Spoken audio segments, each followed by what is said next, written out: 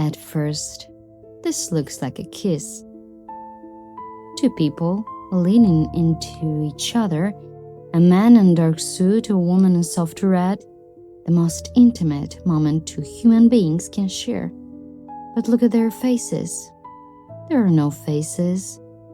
Their heads are wrapped completely in white cloth, and they're kissing anyway. Blind, through the fabric, pressing towards someone they cannot actually touch. Look a little longer and the tenderness starts to curdle. Some people see suffocation.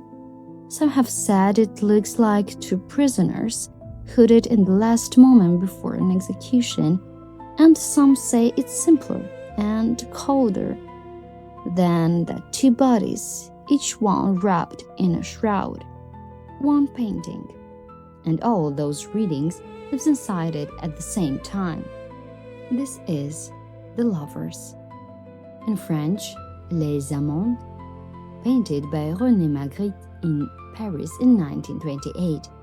And almost 100 years later, no one can agree on what it means, which is exactly the way Magritte wanted it. Start with the room. They're not outside, under an open sky. They're sealed into a small gray room, pressed into a corner with a bare wall on one side and no window anywhere. There's no air in here, no escape, just two people and the walls and the cloth. Now think about what that cloth is doing. A kiss is the moment when two people have no distance between them at all, no barrier, skin to skin. Magritte takes the exact moment and slips a wall into the middle of it. A thin wall, only fabric, but it changes everything. The kiss can't land. The faces can't meet. They're as close as two people can physically be, and still cannot reach each other. He takes the warmest thing we know and quietly fills it with loneliness.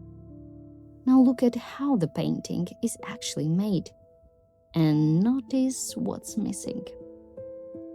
There are almost no brush strokes, no thick texture, no drama in the painting.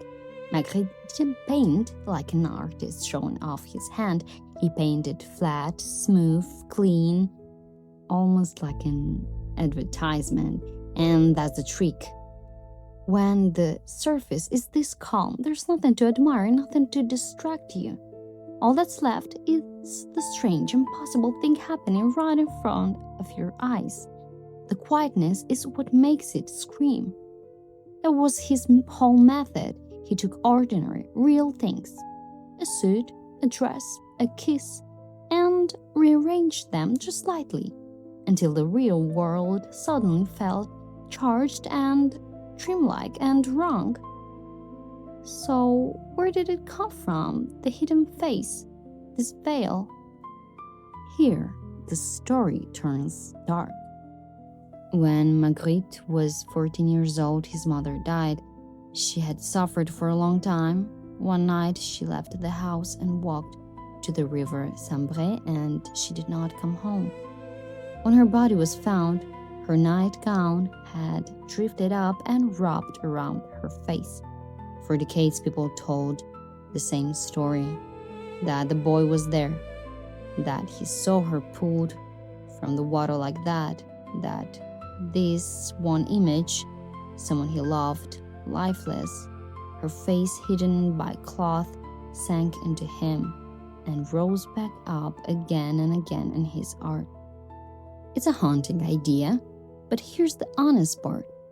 Most historians now believe the boy probably never witnesses it, that piece may simply be a legend, and Magritte himself? He despised this explanation.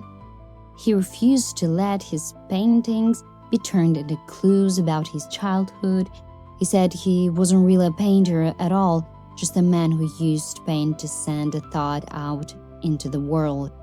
And when people pushed him to explain what his work meant, he gave an answer that lands like a door quietly closing. It doesn't mean anything, he said. Mystery itself means nothing. It is knowable. So maybe the veil isn't hiding a secret about his mother.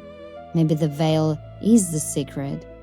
Think about the person you love the most in the world.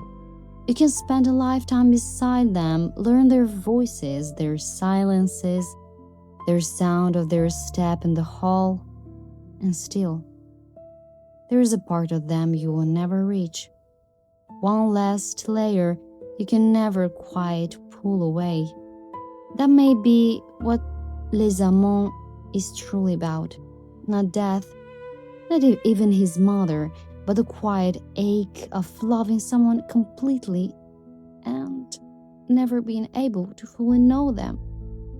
Two people kissing, and a whole world of cloth between them. No matter how close they get, it is never quite close enough. Today, this painting hangs in New York, in the Museum of Modern Art, but it never really stayed on the wall. You can feel its ghost in cinema, in Almodovar's Broken Embraces, where two lovers kiss beneath the bed sheets, their face hidden exactly like this. You can find it on the cover of My Chemical Romance album. You can watch it walk down fashion runways, models moving with their heads veiled and raised.